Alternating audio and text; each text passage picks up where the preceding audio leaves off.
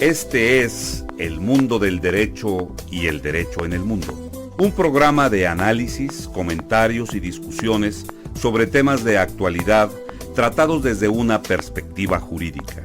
Y ahora con ustedes, el doctor Carlos Gabuardi. Bienvenidos a su programa El Mundo del Derecho y el Derecho en el Mundo. Una de las cuestiones que ha caracterizado o que caracteriza los tiempos en que vivimos es el desarrollo de nuevas tecnologías de la información y nuevas tecnologías de la comunicación.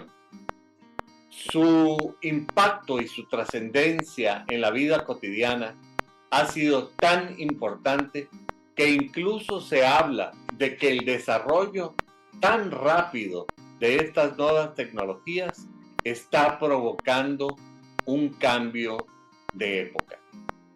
Y para conversar sobre este tema, he invitado a una persona, a un jurista de gran relevancia en Argentina.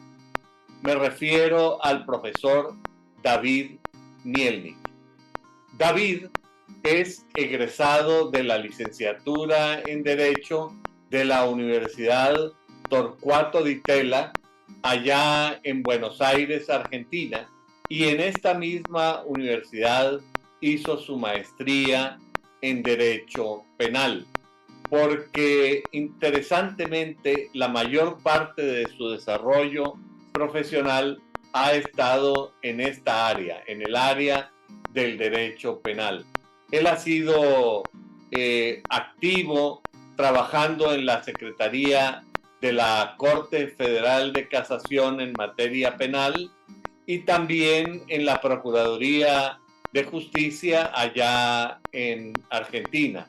Pero desde el punto de vista académico ha sido un activo profesor también en la Universidad Torcuato Di Tella y ha hecho varias estancias de investigación en los Estados Unidos, principalmente, así como en Europa, principalmente en Holanda. David, muchas gracias por haber aceptado la invitación para compartir conmigo estos micrófonos. A mí me gustaría que, en primer lugar, me conversaras sobre la trascendencia de estas nuevas tecnologías en la vida cotidiana, pero particularmente en el desarrollo de la actividad jurídica. Y veo que el curso que tú estás dando se llama Análisis Computacional del Derecho, lo cual desde el título implica que tú tienes un enfoque diferente con respecto a esta disciplina. A mí me gustaría que tú me pudieras ayudar un poco a entender tu opinión de la relación de las ciencias jurídicas con las nuevas tecnologías y me conversaras un poco sobre tu propio enfoque. Bueno, buenas tardes, Carlos. Gusto y honrado por la invitación a conversar con vos sobre estos temas que me apasionan. Bueno, a ver, yendo a lo que me comentabas, a la pregunta que me haces, bueno, obviamente desde el año pasado, desde noviembre del año pasado, digamos, todos estamos, ya creo que no hay nadie que no sepa, o casi nadie, que no sepa qué es ChatGPT o que lo haya usado, lo haya probado, haya experimentado con estas nuevas, así como se las suele llamar, inteligencias artificiales generativas, ¿no? A diferencia de otros sistemas, así de inteligencia artificial, llamémoslo por ahora, después si querés podemos conversar un poco más sobre si realmente es inteligencia esto o qué tiene de inteligente.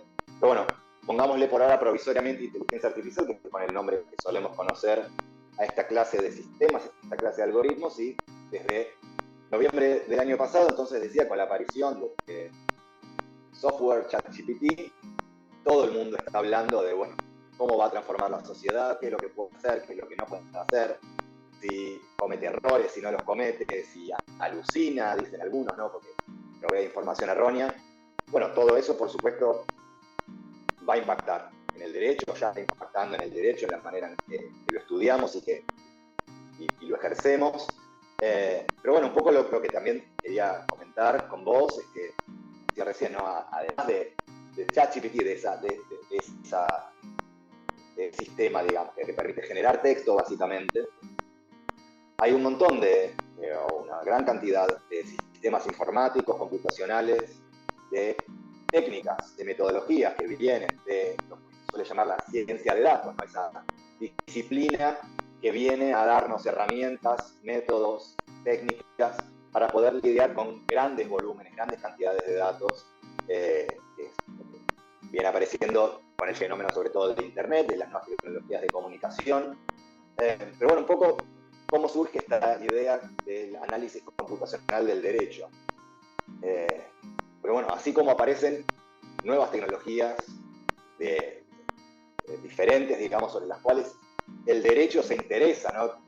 La sociedad se interesa, desarrolla tecnologías, desarrolla maneras diferentes de relacionarnos entre nosotros, y empieza a aparecer la pregunta acerca de si algunas de esas tecnologías no tienen potencial, por un lado, para generarnos oportunidades, obviamente, pero también para hacernos daño, para discriminar, para desfavorecer a grupos quizás ya históricamente desfavorecidos.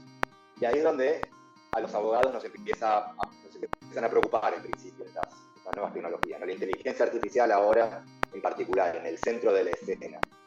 Esa es una mirada, es la mirada, digamos, de la tecnología mirada a través del derecho, y es lo que el derecho tiene para decir sobre el desarrollo tecnológico, que es sumamente importante y es la que más atención probablemente ha recibido de juristas de todas partes del mundo, bueno, preocupándose un poco por esto, ¿no? Por los problemas éticos, por los problemas legales, regulatorios que plantean el desarrollo de estas nuevas tecnologías. Pero hay una manera diferente en la que se relaciona el derecho y la tecnología, que es un poco la que yo vengo explorando, sin descuidar esta mirada más, ya a esta altura más tradicional incluso, que es la de, bueno, la observación de que el derecho mismo, con el desarrollo tecnológico de los últimos, digamos, 10, 20, 30 años, empieza a convertirse en sí mismo en un fenómeno difícil de abarcar, difícil de asir, difícil de acceder con nuestras técnicas y metodologías de análisis jurídico tradicionales, ¿no? La hermenéutica o incluso la filosofía del derecho, la economía aplicada al estudio del derecho, al fenómeno del movimiento de Law and Economics, Law and Society, los estudios sociológicos del derecho, etc. Todos grandes aportes que le han permitido a lo largo del tiempo al jurista, al derecho, bueno, poder ir superando limitaciones metodológicas que tenían para poder comprender este fenómeno que llamamos derecho, que nos involucra a todos de diferentes maneras, nos interpela de diferentes maneras, pero bueno, un poco entonces es que en los últimos 20 o 30 años el derecho mismo empieza a mostrar características de lo que llamamos, o lo que podríamos describir como un fenómeno de Big Data. Ya hay tal cantidad de normas, tal cantidad de sentencias, tal cantidad de regulaciones, que incluso las metodologías tradicionales, como las que mencionaba recién, empiezan a mostrar algunas limitaciones, sobre todo para acceder a lo que es el derecho en la práctica, ¿no? Podemos tener o podemos construir distintas teorías acerca de cómo deben resolverse un caso penal o civil, cómo lo debería resolver un juez, quiero decir, o cuáles son las instituciones jurídicas que más riqueza generan o más igualdad o mejor permiten regular un mercado. Pero tenemos poco para decir en general los juristas sobre qué es lo que pasa con el derecho en la práctica, ¿no? ¿Qué es lo que realmente están decidiendo los tribunales día a día? Algo que se vuelve cada vez más complejo en vista de que, bueno, estos tribunales a los que todo el tiempo hace referencia a los abogados, empiezan a emitir una cantidad de sentencias que ninguna persona en su vida está en condiciones de leer en su totalidad.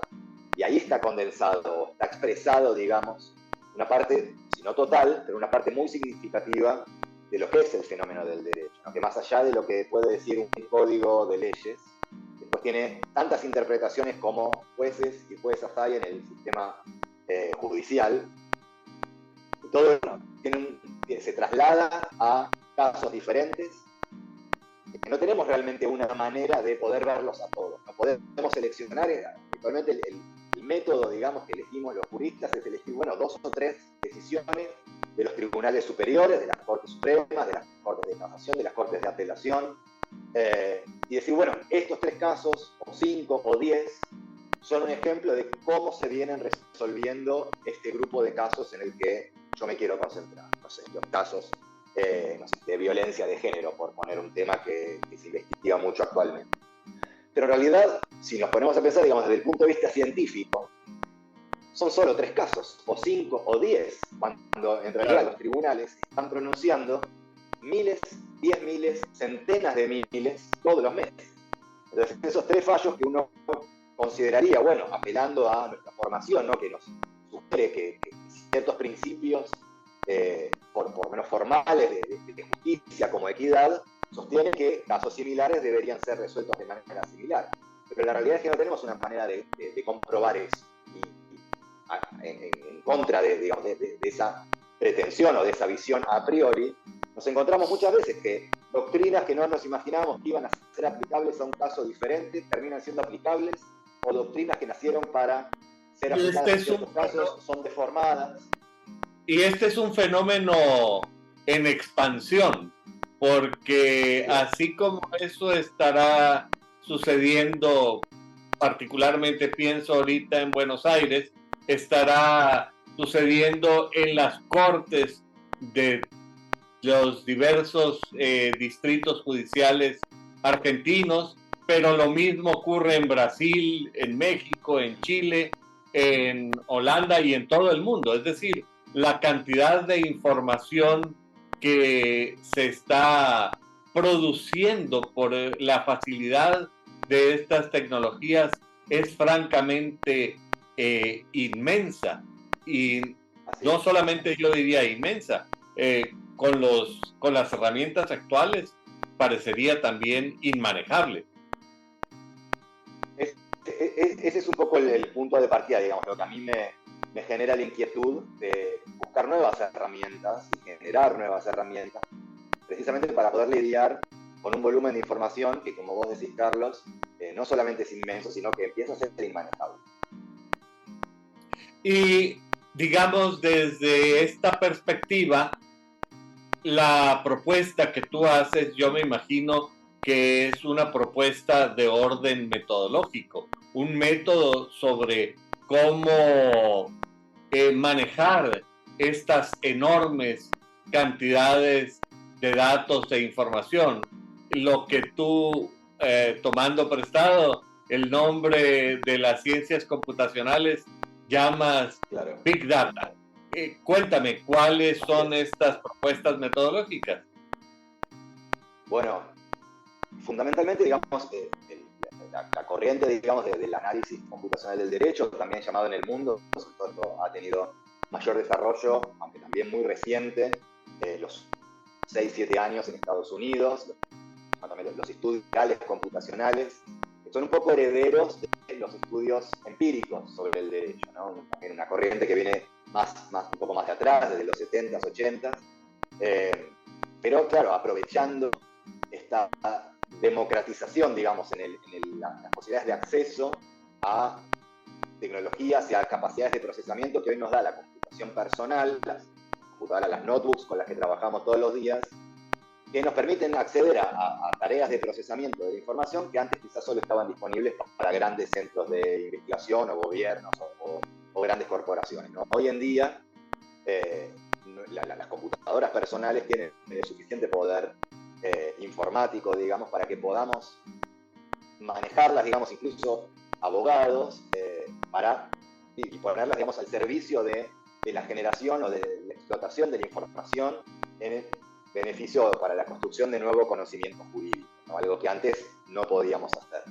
¿En qué consiste un poco entonces este abordaje? Bueno, fundamentalmente, digamos, la ciencia de datos abreva, digamos, o se nutre de distintas disciplinas como la estadística, por un lado, la inteligencia artificial, y un área particularmente dentro de la inteligencia artificial que se suele, para lo que nos interesa a nosotros como abogados, ¿no?, que es el área del así llamado el procesamiento del lenguaje, que es un conjunto de algoritmos, de técnicas, de metodologías que permiten que las computadoras dejen de ver, digamos, a los textos como meras sucesiones de caracteres, no una seguida de la otra, sin contenido, y empiecen a poder identificar las estructuras que hacen de ese contenido, bueno, un discurso humano, ¿no? Que ahí hay palabras, hay oraciones, hay párrafos, hay ideas, que esas ideas en el ámbito del derecho terminan siendo argumentos, terminan siendo descripciones de hecho, terminan siendo doctrinas, terminan siendo decisiones, ¿no? Tienen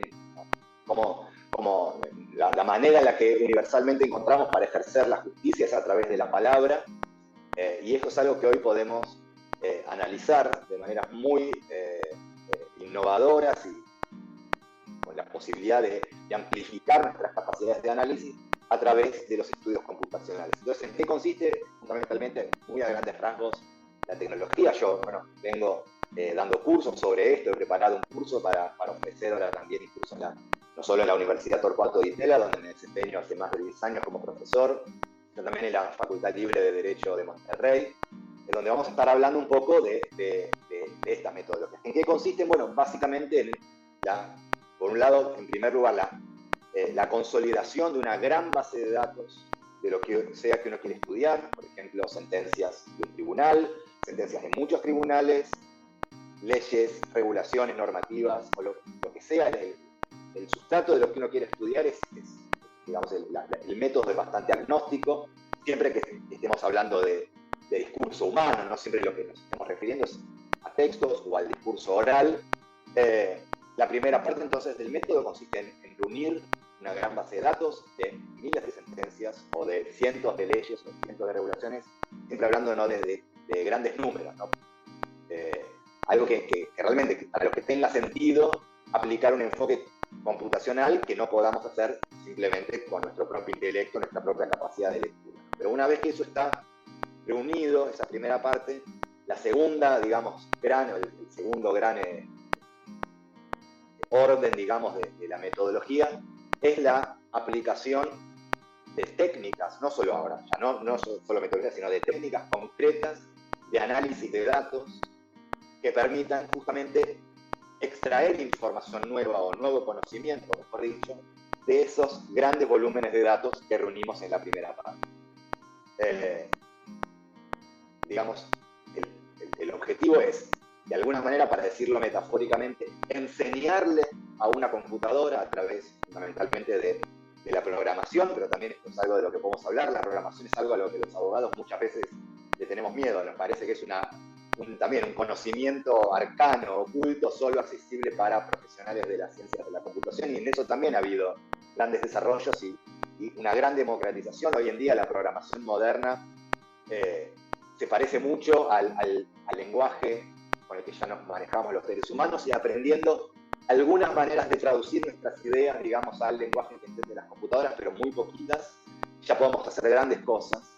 Entonces no hay que tenerle miedo a la programación. Hoy en día incluso mucho menos bueno, justamente como hablaba al principio, ¿no? ChatGPT permite traducir muchas de las inquietudes que tenemos, que podemos expresar el lenguaje natural al lenguaje que entienden las computadoras. Entonces, aprendiendo algunos fundamentos de programación, que es algo que uno tiene que poder entender, que es algo que ocurre fundamentalmente en el cerebro humano, ¿no? Es el diseño de un programa, más allá de la traducción en el código concreto, que en general, para lo que nos sirve a nosotros los abogados, es muy poquito, pero hay que saber usarlo con mucha soltura y, digamos, con mucha precisión. Eso es lo que quería decir. Aplicando estas herramientas de programación, uno puede, por eso decía metafóricamente, aunque sea, enseñarle a la computadora a hacer una lectura jurídica similar, insisto con que similar, de ninguna manera en función de reemplazar al jurista, pero sí similar a la lectura que nosotros hacemos cuando estudiamos una variedad de casos, y pedirles de alguna manera que de todos esos casos empiece a identificar patrones, tendencias, cosas que solo empiezan a verse, solo pueden verse cuando se analizan justamente grandes volúmenes de información todas a la vez, ¿no? Nosotros podemos sacar una observación o podemos derivar conclusiones de la lectura, por ejemplo, de un fallo de 2 o 3 o 5 o 10 quizás. Pero hay muchas cosas que se nos van a perder a menos que las podamos ver a distancia, ¿no? Desde este enfoque computacional, es decir, estudiando miles, 10 miles, cientos de miles de sentencias, por ejemplo, a la vez, ¿no? Entonces, la segunda parte de la metodología es la programación de un pequeño programa, un pequeño algoritmo que realice una tarea particular, una tarea con valor jurídico en particular, que la computadora, bueno, que tiene esta posibilidad, ¿no? De no cansarse y de, si bien no puede razonar por nosotros somos los que vamos a tener que diseñar e interpretar el resultado de ese algoritmo. Pero la computadora tiene un músculo incansable que le permite esto, analizar muchísimos textos, proveernos de un resultado que nosotros, con nuestros conocimientos jurídicos, podemos interpretar y presentar, ya sea en formato de texto o también utilizando gráficos como los que se suelen utilizar para sintetizar información. Cuéntame, David, veo que en varias ocasiones has estado usando el término algoritmo, tratar de encontrar el algoritmo, sí. Tratar de que la computadora desarrolle un nuevo algoritmo. Y el término algoritmo también se empieza a oír más cada día. No solamente este término salió de los expertos en ingeniería y en sistemas, pero hoy en día ha dado un salto, casi como si fuera un virus que cruza de una sí, es una buena metáfora. Sí. Pero ha dado un salto hacia el común de los mortales y hoy hasta los abogados hablan de algoritmo. Pero yo me pregunto si sabremos qué es el algoritmo. ¿Qué es un algoritmo? Ok. Bueno, mira, para mí quizás llamativamente yo empecé a conocer, empecé a familiarizar con el término algoritmo mucho antes de incursionar en el área computacional. A mí me enseñaron ya en la facultad que, por ejemplo, la manera de abordar un caso penal en la Facultad de Derecho, la manera de abordar un caso penal es a través de algo así como un algoritmo, de nuevo, tomando prestada probablemente la palabra de matemáticas y de las ciencias de la computación, pero yo estoy hablando ya hace bastante tiempo, un algoritmo que tiene varios pasos, ¿no? Y básicamente, o en resumidas cuentas, un algoritmo es eso, es un conjunto de pasos, una receta de cocina en algún sentido, que nos dicen si lo seguimos, de cierta manera, vamos a llegar a una solución, por lo menos razonada o útil para el problema que queremos resolver. Entonces, en el área justamente del derecho penal, yo aprendí de mi profesor de derecho penal, un gran maestro, un gran filósofo del derecho penal en Argentina, con gran protagonismo también en la discusión sobre filosofía del derecho en el mundo. Y él, lo que quiero decir es que no tiene ninguna formación tecnológica ni viene del área de la computación para nada, al contrario, tiene formación como filósofo, como abogado. Un gran pensador. Un gran pensador, claro. Además aplica su capacidad cognitiva y de razonamiento a entender el fenómeno jurídico de una manera amplia, pero particularmente enfocada hacia el análisis del derecho penal. Ese entiendo que es tu profesor. Así es, Marcelo Ferrante, bueno, un enorme jurista penal y también bueno, una capacidad, una mente jurídica realmente sorprende cada vez que uno habla con él. Pero bueno, él siempre habló del algoritmo de la responsabilidad penal, ¿no? De descomponer la gran pregunta compleja sobre la responsabilidad que tiene una persona frente a la sociedad por la comisión de un hecho ilícito. Esa pregunta es tan difícil de responder. Él decía, hay que abordarla como si la estuviéramos, como si nos propusiéramos resolver o desarrollar los pasos de un algoritmo, ¿no? Entonces la descomponemos. Esto viene también incluso de la dogmática jurídico-penal alemana y también tiene componentes, digamos, de la manera en la que se abordan los casos penales en los modelos, digamos, del common law, de modelos angloamericanos, donde, claro, no nos hacemos toda la pregunta, bueno, esta persona es culpable o no de un hecho ilícito. Primero nos preguntamos, ¿el hecho que cometió es típico, ¿no? de un delito, de un tipo penal, ¿no? El comportamiento, más allá de sus preocupaciones o de lo que él quería hacer, ¿no?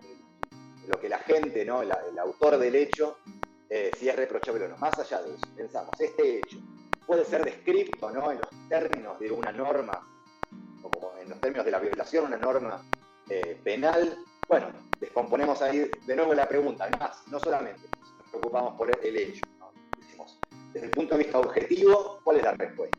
¿Podemos describir este comportamiento en los términos, no sé, del delito de homicidio, ¿no? Esto es realmente la causación de una muerte, y en segundo lugar es una causación voluntaria, ¿no? El agente se representó mentalmente, tuvo entre sus propósitos dar muerte a esta persona. Bueno, después nos preguntaremos si tuvo alguna causa de justificación, y finalmente llegamos a la pregunta por la culpabilidad, el reproche, etc., ¿no? Pero esa manera de dividir un problema complejo, denso, en múltiples niveles, ¿no? Y con el propósito fundamentalmente de intentar hacer las cosas lo más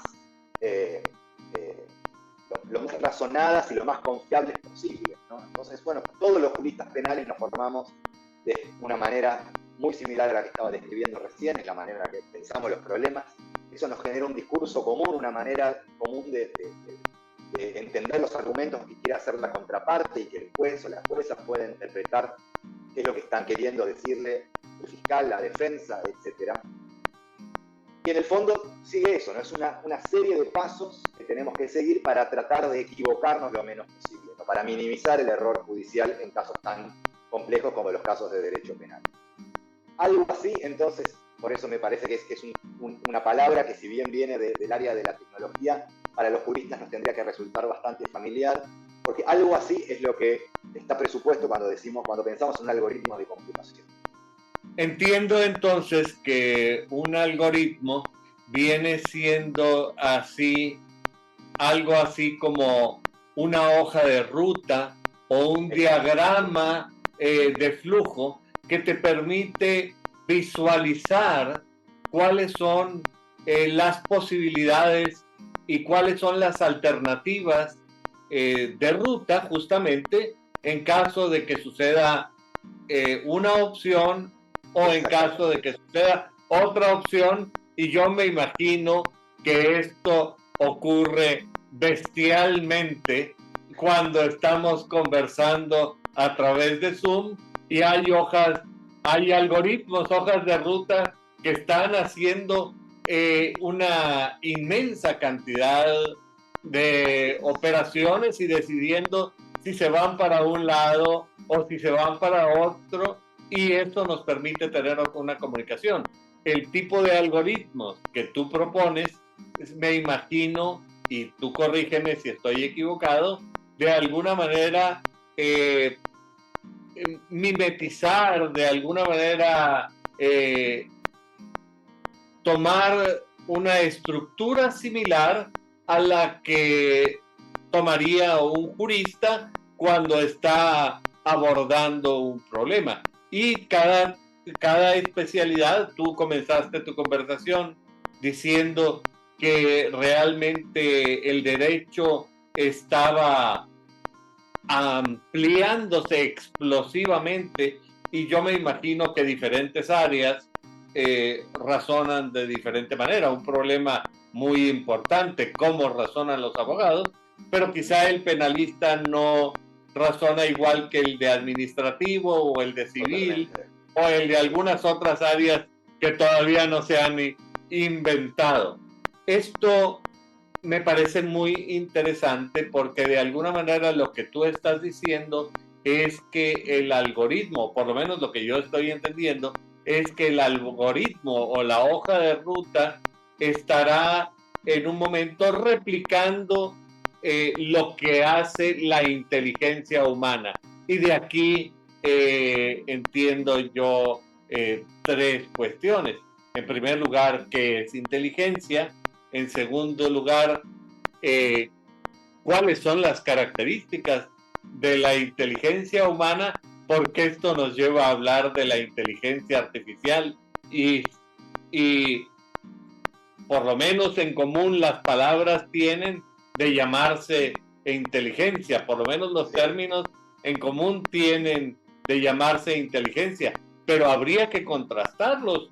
¿Cuál es la diferencia entre la inteligencia humana y la llamada inteligencia artificial, si es que hay? Y luego complicamos esto con lo que tú decías, la inteligencia artificial creativa o generativa. Cuéntame, quizá bueno, para mí se me hace complicadísimos estos temas.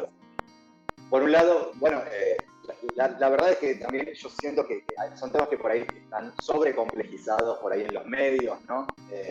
Pero no, una vez que uno empieza a hablar de ellos y quizás derriba ciertas barreras terminológicas, se da cuenta que por ahí no es tan complejo como uno quisiera o pensaba en primer lugar.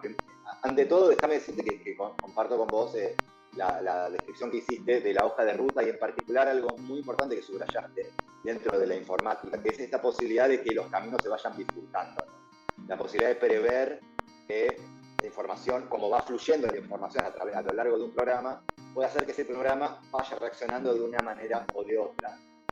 Y, digamos, eso, una estructura muy fundamental, digamos, de la manera en la que se abordan los problemas de la informática, junto con otra gran estructura que es lo que termina de redondear esta idea de algoritmo. Es algo que en principio no está pensado para que un algoritmo, no es algo que está pensado para que ocurra una sola vez, sino que uno diseña un circuito, este algoritmo, que se va a repetir, que va a iterar y a reiterar una y otra vez para ir resolviendo, digamos, el problema que uno quiera atacar. Eso es un poco la posibilidad que le da a la informática, al programador o al jurista programador, a la persona, al analista, al científico que está detrás, de establecer un conjunto de reglas para que siga la computadora y que después sea la propia computadora la que pueda replicar esas mismas reglas a lo largo, como decía hace un rato, de cientos de miles de sentencias. Y de ahí poder derivar. Pero dicen que estos programas no solamente siguen las instrucciones que tú les das, sino que aprenden. Cuéntame, ¿en qué sentido aprenden? ¿Y qué aprenden?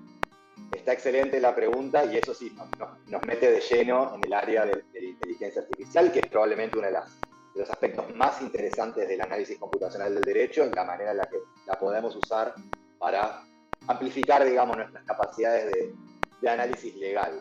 Ahí sí me gustaría hacer una salvedad, en mi opinión, la inteligencia humana y la inteligencia artificial no tienen nada que ver. Lo que se llama inteligencia artificial es, de hecho, inteligencia humana muy inteligente, muy inteligentemente aplicada para la resolución de problemas, pero no me parece que sea demasiado rico o productivo tener la idea de que la inteligencia artificial se aproxima o de alguna manera intenta emular a la manera en la que funciona la inteligencia humana, con toda su densidad, con toda su complejidad y con todo lo que eso implica, ¿no? Detrás de lo que hoy llamamos entonces inteligencia artificial, que el nombre tampoco digo que sea fantasioso o simplemente marketinero, hay algo de verdad ahí, pero hay que matizarlo, ¿no? La inteligencia artificial son programas informáticos que emulan algunas capacidades que tenemos los seres humanos, pero solo en el resultado, no en la manera de llegar a ese resultado. ¿Qué quiero decir con esto? Que cuando nosotros, no sé, ahora estamos teniendo esta conversación, bueno, apelamos a nuestros conocimientos previos, tenemos nuestras ideas, nuestras impresiones, tenemos en cuenta lo que vamos diciendo y vamos tratando de generar realmente en nuestro cerebro. Yo no soy neurocientífico, no sé exactamente, por supuesto, de lo que ocurre, pero vamos interactuando de una manera que, bueno, vamos razonando qué es lo que queremos decir. Y vamos generando, digamos, nuestro discurso a partir de ideas que vamos teniendo en nuestro cerebro. Eso no ocurre ni está cerca de ocurrir, según al menos puedo entender yo, con la inteligencia artificial, ¿no? Lo que sí nos permite es, bueno, generar, por ejemplo, software que genera texto, ¿no? Que genera diálogo, que genera respuestas coherentes, pero de una manera completamente diferente, que no tiene que ver con la relación de ideas o el pensamiento abstracto. Vos recién mencionabas esta capacidad que se le suele atribuir a la inteligencia artificial de aprender de los datos. Bueno, ¿qué quiere decir eso? Es algo, de nuevo, muy diferente a lo que quiere decir para los seres humanos, pero en algún sentido algo de verdad tiene. Trato de ejemplificarlo de la siguiente manera, con un ejemplo que doy habitualmente. La idea de programas aprendiendo de los datos se contrasta con la siguiente idea, ¿no? De la programación tradicional. Si uno, antes del paradigma de la inteligencia artificial moderna, ¿no? Lo que se llama el aprendizaje automático, quería generar, por ejemplo, un programa simple que calculara, no sé, con una regla muy sencilla, cómo convertir grados centígrados, ¿no? la temperatura en los grados Fahrenheit que se usan, por ejemplo, en Estados Unidos. Entonces uno sabe, tiene una regla, ¿no?, de conversión, que dice, bueno, si yo quiero tomo grados centígrados, lo multiplico por 1,8, le sumo 32, tengo la temperatura en Fahrenheit. No, yo esa regla de conversión explícita la puedo programar. Le digo a la computadora, cada vez que a vos te den un número, multiplicarlo por 1,8, sumarle 32 y devolverme ese número, y eso es una calculadora normal. Existe hace décadas. Ahora, ¿qué es lo que viene a innovar la inteligencia artificial en este sentido de aprendizaje automático?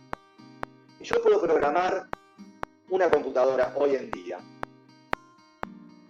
sin decirle, mira, un grado centígrado se convierte en un grado Fahrenheit con una temperatura expresada en Fahrenheit de esta manera. Yo lo que puedo hacer es otra cosa. Le digo, mira, te doy estos 8, 10 o no sé, 15 mediciones de temperaturas en Fahrenheit y te digo al mismo tiempo, bueno, esta temperatura se correlaciona o se expresa en Fahrenheit con este valor, esta otra con este otro valor, y así para cada una de las 15 mediciones. Entonces yo tengo 15 mediciones en Fahrenheit y le mostré a la computadora simplemente que tengo también esas mediciones expresadas en grados centígrados se pueden expresar también en grados Fahrenheit con una cierta numeración.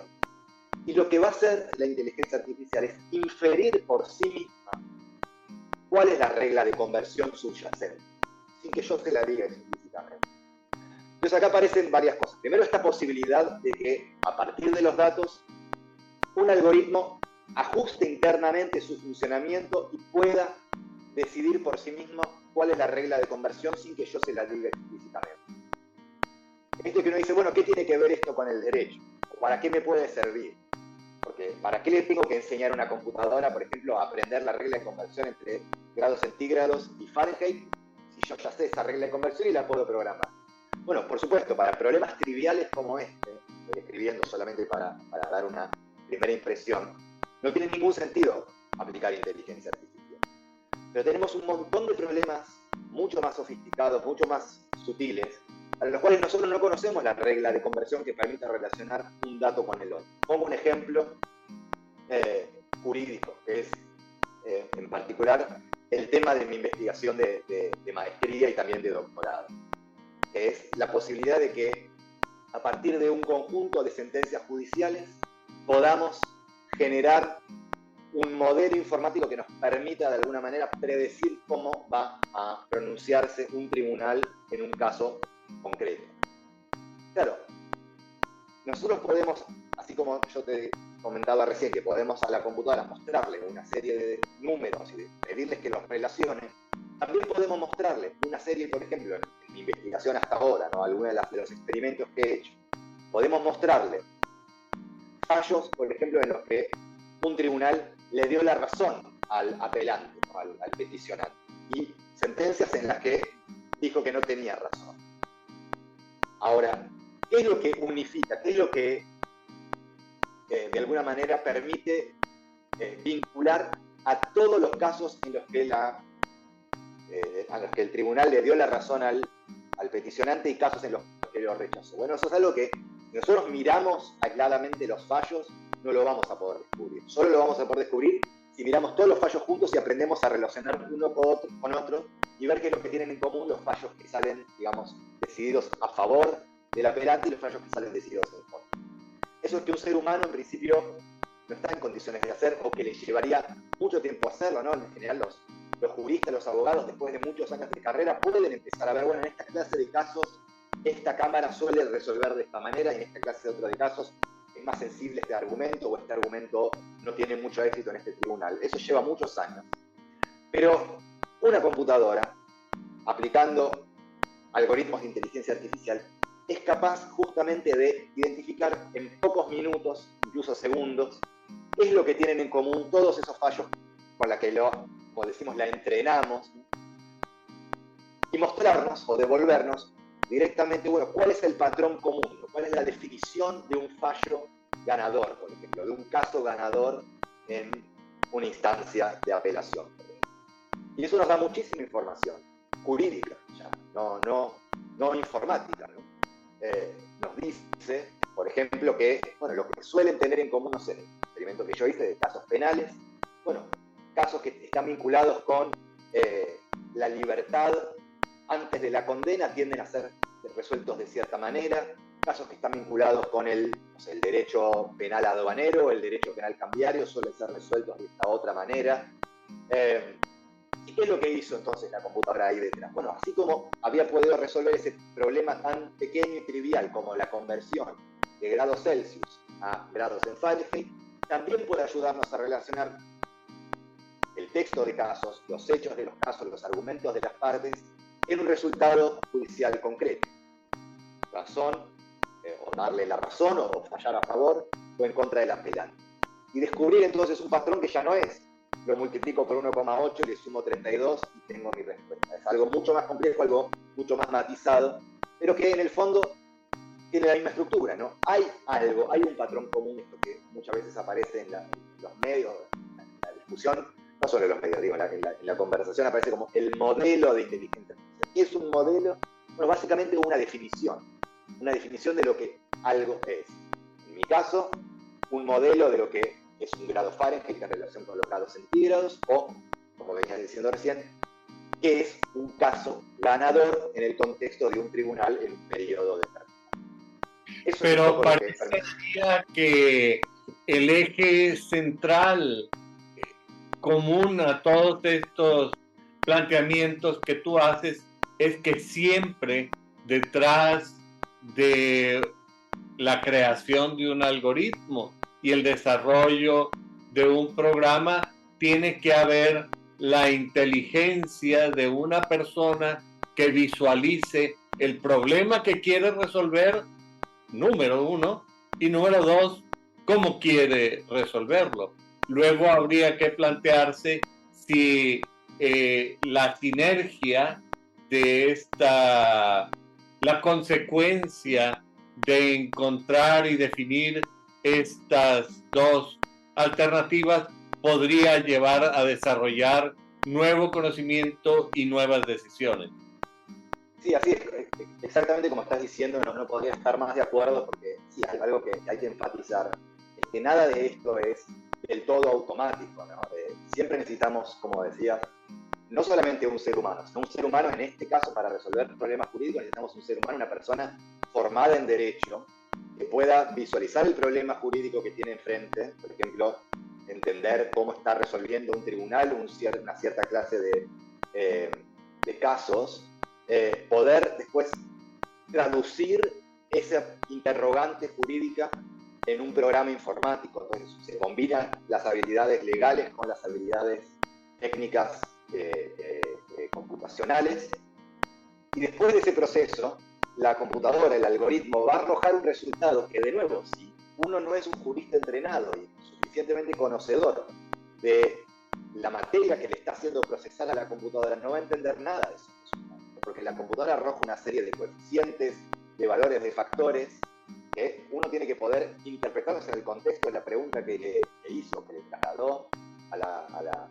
algoritmo, que programó, digamos, finalmente, y ponerlo en el contexto de qué quiere decir eso para el derecho, ¿no? Uno obtiene listas de palabras o listas de conjuntos de argumentos, etc. Y bueno, uno le da el sentido y el contexto que puede a partir del conocimiento previo que tiene. Después, un paso más completo, digamos, lo que sería la metodología, que nada de lo que es la investigación científica está completa si uno la hace solamente para uno mismo, ¿no? Después falta la parte de poder comunicar esas mismas ideas, que también es todo un desafío porque implica poder contarles un poco como estamos haciendo ahora a abogados y abogadas, estudiantes de derecho, que por ahí no tienen un conocimiento técnico, informático tan desarrollado, y bueno, poder transmitirle esas ideas y poder contarle qué es lo que salió y hacerlo en términos que los abogados podamos entender,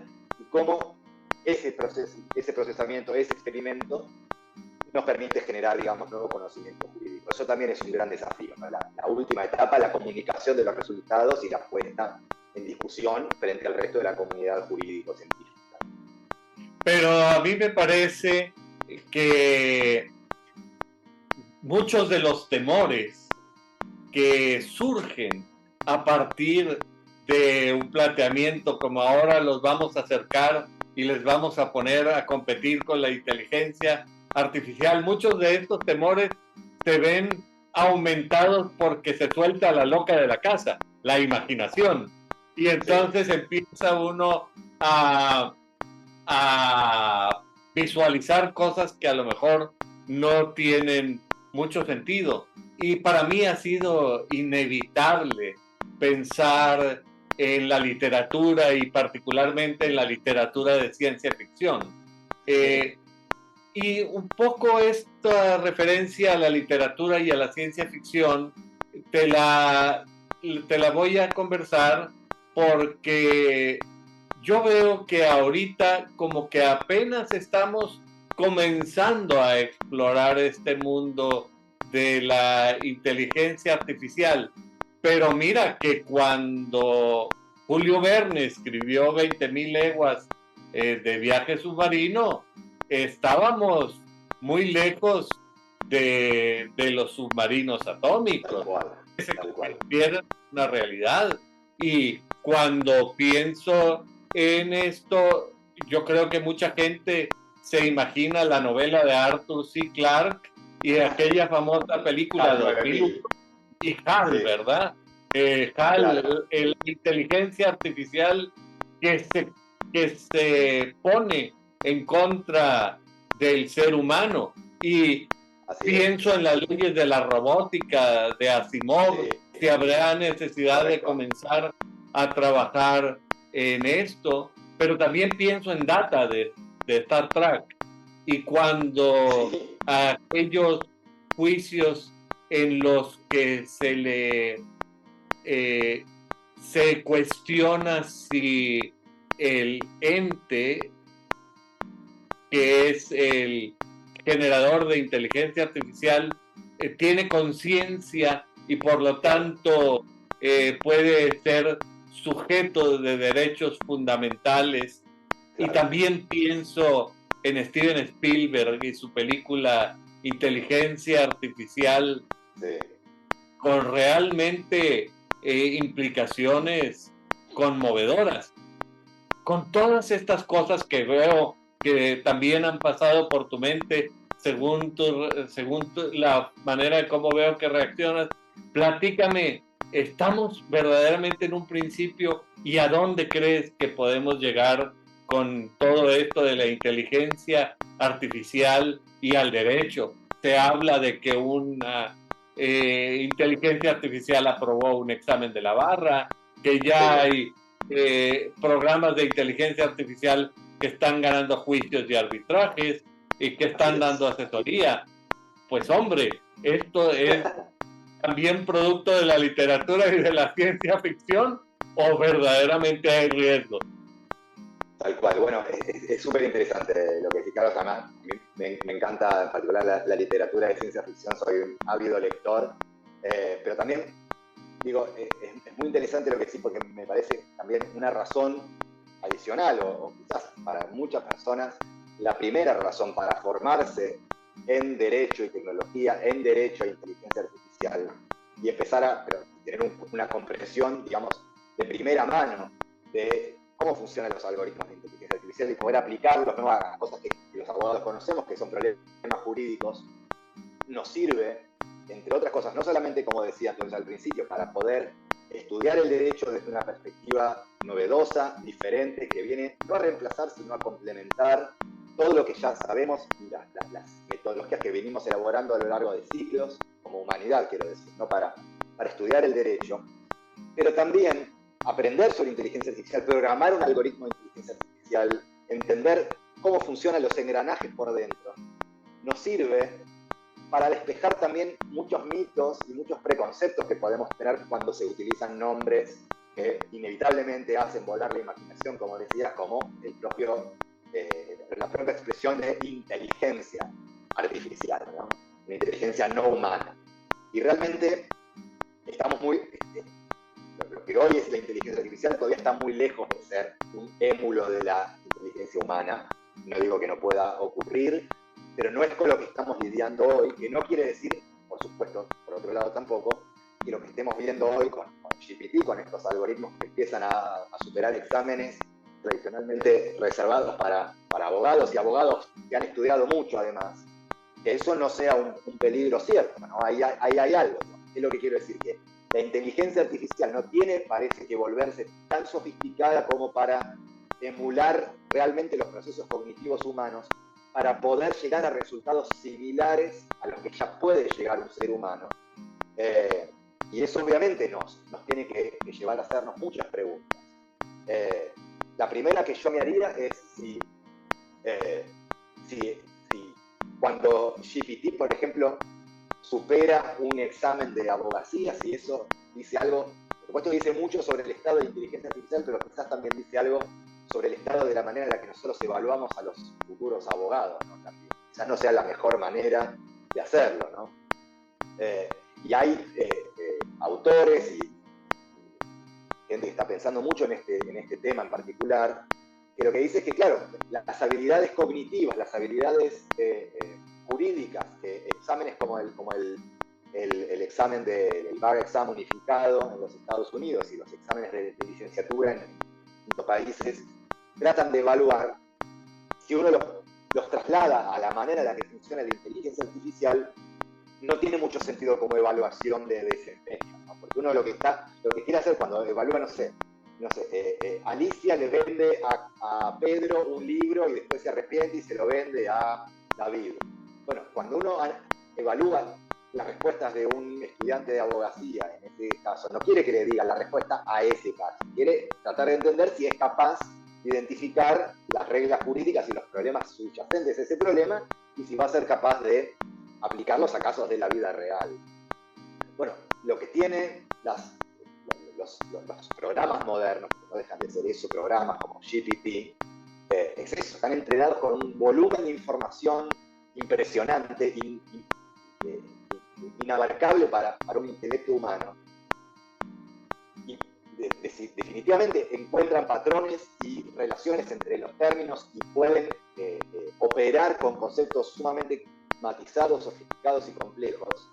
Pero eso no quiere decir de ninguna manera que entiendan realmente qué es lo que están diciendo o que comprendan cuáles son las reglas y los problemas jurídicos subyacentes al problema que tienen por delante. Entonces, que llegan a una respuesta correcta, nadie lo va a negar, cada vez es más impresionante y más preciso el modo en el que GPT puede dar respuestas correctas, pero eso no quiere decir que haya una comprensión, una cognición o conciencia, mucho menos, de cuál es el problema que están realmente resolviendo esos algoritmos, ¿no? Desde el punto de vista del algoritmo mismo. El algoritmo puede dar una respuesta correcta sin saber, ni siquiera te diría si es correcta o no, ni siquiera lo que está haciendo. Se limita simplemente a dar la respuesta estadísticamente, la respuesta más apropiada para esa pregunta que le hice. Eso, digo, no se parece en nada a la manera en la que pensamos los seres humanos, porque realmente tratamos de buscar la respuesta correcta, tratamos de razonar la respuesta correcta y no solamente decir qué es lo que probablemente nos parezca que es la solución correcta sobre la base de toda la información que conocemos.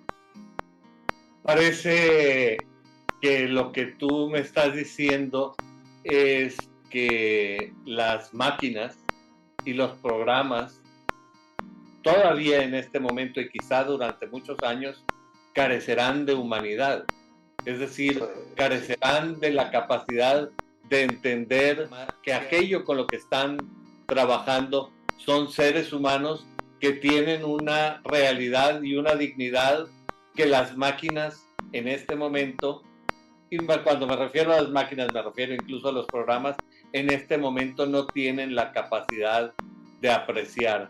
Sería la pregunta si esto podría suceder en el futuro. Bueno, absolutamente, tal cual lo está diciendo, y hay algo que también, o sea, aprender sobre inteligencia artificial, pero aprender, digamos, sobre los fundamentos técnicos, ¿no? sobre el razonamiento estadístico, matemático que está detrás de estos algoritmos, también ayuda a despejar un poco estas ideas o a ser más realistas en cuanto a qué es lo que podemos esperar de la inteligencia artificial. Y algo muy importante que vos señalabas, Carlos, es que claro, los seres humanos, nuestra cognición, nuestra mente, está formada a partir de muchísimos estímulos, ¿no? De todos nuestros sentidos, la vista, el contacto, el afecto humano, el tacto, la experiencia de vida, uno de esos elementos, lo que está formado en nuestra personalidad, nuestra cognición, definitivamente es el lenguaje. Pero las inteligencias artificiales que estamos viendo estos días, que son cada vez más sofisticadas, se llaman, no en vano, grandes modelos del lenguaje. De lo único que aprenden es del lenguaje. Entonces solo tienen la experiencia del lenguaje, que es una experiencia, por supuesto, central y muy importante en la vida humana, en la vida de las personas, pero no es la manera completa de la experiencia humana, ¿no? Entonces, de ninguna manera se acerca ni siquiera, ni por asomo, a poder entender o poder procesar la suma de lo que es la experiencia humana, que es mucho más que el lenguaje también, o por lo menos mucho más que el lenguaje como discurso, ¿no? Hay mucho lenguaje no verbal, lenguaje del contacto, lenguaje del afecto, de simplemente estar en el lugar que hay que estar, en el momento en el que hay que estar, con la persona que hay que estar. Todas esas experiencias, todas esas cosas que nos trae eso y que de alguna manera nos modela, eso por supuesto no tiene nada que ver con el tipo de datos sobre los que aprende una inteligencia artificial hoy en día. Y de momento no está, hasta donde yo sé, ni siquiera en exploración la posibilidad de que puedan llegar a hacer eso. Sí que puedan aprender, por supuesto, ya lo están haciendo, del relato, ¿no?, que hacemos los seres humanos de nuestras experiencias no textuales. Eso sí, pero solamente un relato. Es decir, el aprendizaje de los programas computacionales hay que ubicarlos en el contexto concreto que tú has estado mencionando. No se trata de un aprendizaje en el sentido humano, ni por lo menos en este momento y en el futuro próximo, no hay esa capacidad de edificación que existe en el aprendizaje humano, aunque supongo que todos estos herramientas generativas de inteligencia artificial generativa imponen nuevos retos, tanto para el uso del lenguaje, pero por ejemplo hay algunas que imitan imágenes, que imitan la voz. Esto viene a crear problemas de suplantación de identidades, con nuevas versiones de la suplantación de identidades, que hay programas de inteligencia artificial que son capaces de engañar a los sistemas de control de los bancos, etcétera. ¿Cuáles son los grandes retos que tú ves entonces en este momento y en las circunstancias que actualmente enfrentamos? Bueno, así como decías, Carlos, es impresionante. Yo justamente el otro día estaba escuchando una persona, un cantante, compositor argentino, se llama Luis Alberto Spinetta, falleció hace algunos años, pero es muy importante la cultura argentina y su música, el aporte que hizo a la música nacional, y lo escuché cantando un tema de Queen, ¿no? Killer Queen, un tema que jamás en su vida cantó ni existe ninguna grabación. Uno lo escucha y realmente es sorprendente y es apabullante. Uno dice, bueno, si pudieron hacer que Spinetta cantara Queen, por supuesto lo pueden poner a David Mielnik confesando un delito o diciendo las peores barbaridades del mundo y con un realismo impresionante. No quiero decir, no, si una voz tan característica y tan conocida como la de Spinetta es indistinguible cuando se pone a cantar una canción que nunca cantó, bueno, ¿qué otras cosas se pueden hacer? Y lo mismo podemos decir respecto del video, de las imágenes.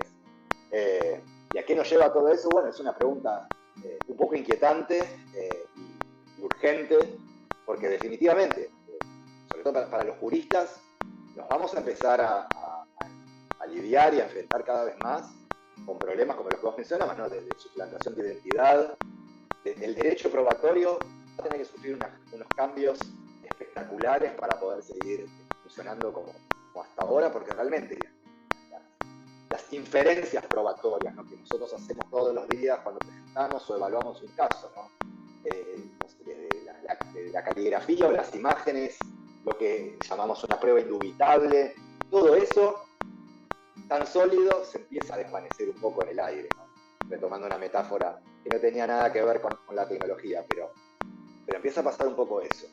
El desafío de las fake news, ¿no? De información falsa, que uno repite. Hace unas semanas apareció una supuesta foto del Papa Francisco vistiendo una campera rapera, y bueno, las primeras noticias que a mí me llegaban es: el Papa Francisco fue visto con una campera así.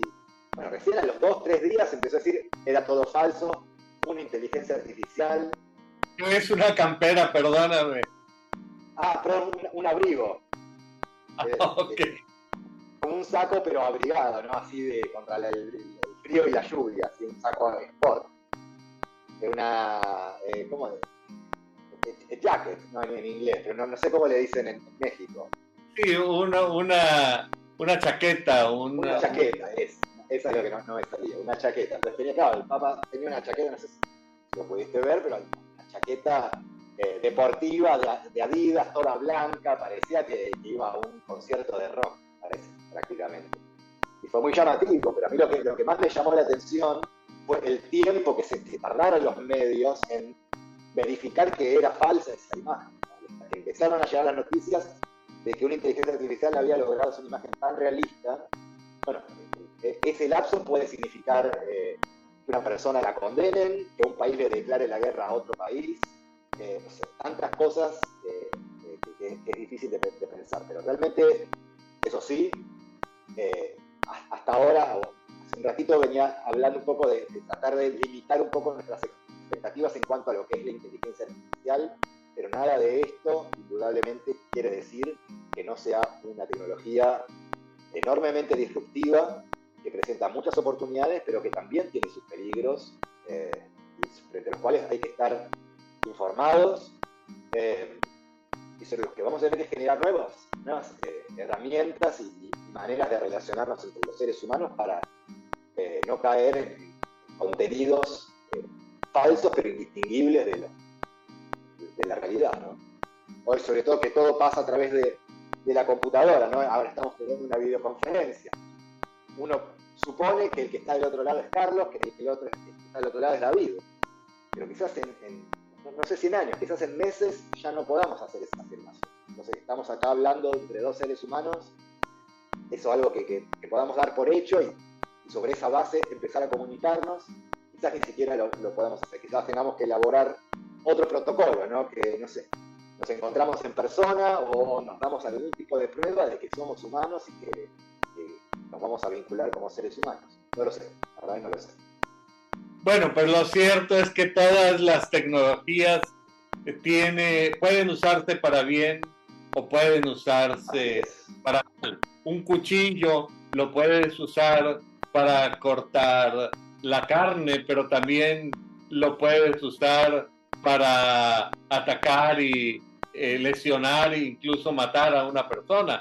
La electricidad nos permite estar en comunicación, pero tú también la puedes usar para electrocutar animales y personas, como sucede con la silla eléctrica o como sucedió con el pobre elefante aquel cuando la guerra de la corriente alterna y de la corriente directa, que para demostrar los riesgos de la corriente alterna electrocutaron a un elefante. Y bueno, pues a mí hoy en día esto se me hace infamante. Es decir, la tecnología siempre ofrece estas posibilidades y de alguna manera siento yo que hay que recurrir a la poesía. Pienso en Becker, mientras en el cielo o en la tierra haya un abismo que al cálculo resista. Becker dijo que habría poesía, pero yo diría que se necesitará un ser humano que se ponga a cavilar sobre las consecuencias de eso, sobre las implicaciones y busque soluciones para el mejoramiento de la humanidad. Y habrá, como en todas las cosas, de las flores la abeja saca miel y la araña saca veneno. A mí me parece que estos son temas que ofrecen muchísimas posibilidades para conversar. Y a mí me gustaría invitarte para que te reúnas conmigo con cierta frecuencia a conversar sobre esto y a evaluar las implicaciones que todo esto tiene, pero como no todo es miel sobre hojuelas, el programa tiene que terminar, pero antes de cerrar, a mí me gustaría invitarte para que a partir de todas estas reflexiones que nos has hecho el favor de compartirnos, nos ayudes con una reflexión final para que el público que semana a semana nos hace el favor de acompañarnos pueda quedarse con algunas ideas relevantes que tú nos puedas indicar. Bueno, claro, con mucho gusto. Bueno, lo que diría un poco entonces, recapitulando lo que vine diciendo, ya creo que no es ninguna verdad revelada, digamos que el mundo está cambiando de la mano de la tecnología y en particular en este tiempo y probablemente en el tiempo que sigue de la mano de la inteligencia artificial. Es una tecnología sobre la que hay muchos mitos, sobre la que hay muchos preconceptos, pero también sobre la que hay muchas oportunidades y muchos peligros, y me parece que es fundamental para los abogados, las abogadas, los graduados ya y también los estudiantes de derecho, o sea, los futuros profesionales del derecho, también formarse en temas de tecnología y en particular en temas de inteligencia artificial por dos razones, fundamentalmente, que es las que traté un poco de conectar a lo largo de esta conversación. Por un lado, bueno, porque esta tecnología está cambiando casi todos los aspectos de la vida en sociedad y como juristas tenemos que tener las herramientas para poder abordar esta tecnología, para poder entenderla, para poder comprender sus limitaciones, sus peligros, las cosas que no están claras y poder regularla y que, como vos decías, ¿no? Maximizar las chances de que sea utilizada para el bien y no para el mal, no para hacernos daño. Y en segundo lugar, también porque, también como traté de expresar, como es mi visión, el derecho mismo está alcanzando características, me gustó la palabra que usaste, explosivas, ¿no? de cantidad y de volumen de información. Y para poder acercarnos a ese fenómeno que es nuestra pasión, ¿no? Lo que nos interesa, que es poder comprender el derecho, las reglas que nos gobiernan como sociedad, ya quizás las herramientas tradicionales con las que aprendimos y estudiamos derecho hace tiempo, nos formamos hace tiempo, o todavía hoy, las herramientas tradicionales siguen siendo enormemente valiosas, pero tienen límites también. Y hoy algunos de esos límites los podemos superar aprovechando justamente estas nuevas tecnologías, en este caso, para mirar esto que hacemos, para mirar el derecho desde una perspectiva diferente. Y hay como una especie, como decía John Rawls, ¿no? el filósofo norteamericano, hay una especie de equilibrio reflexivo acá. Cuanto más utilicemos la tecnología para entender el derecho, creo que más comprensible va a ser el derecho para nosotros, y al mismo tiempo, cuanto más podamos hacer ese ejercicio de utilizar tecnología para aprender derecho, más aprenderemos sobre tecnología y más sabremos cómo aplicar el derecho para regular la tecnología y para poder llevarla a un buen puerto y que sirva realmente para generar oportunidades para tender a un mundo más conectado, más vinculado, más equitativo, con más justicia y no que prosperen, digamos, los usos dañinos que puede llegar a tener esa tecnología. Así que la invitación es a que los abogados presentes y futuros no tengamos miedo de las nuevas tecnologías, pero que sí asumamos el compromiso y la responsabilidad de que tenemos que formarnos, tenemos que entendernos, de que eso supone salir un poco de nuestra zona de confort, quizás de hablar de temas algo diferentes a los que venimos hablando, de los que tenemos más experiencia por nuestra formación profesional, pero que es un salto que tenemos que dar y que es un esfuerzo que tenemos que hacer colectivamente para seguir construyendo, digamos, la abogacía del siglo XXI, ¿no? Y estar a la altura de los desafíos que vienen. Es decir, para fortalecer la inteligencia artificial, quizá el primer paso sea continuar fortaleciendo la inteligencia humana.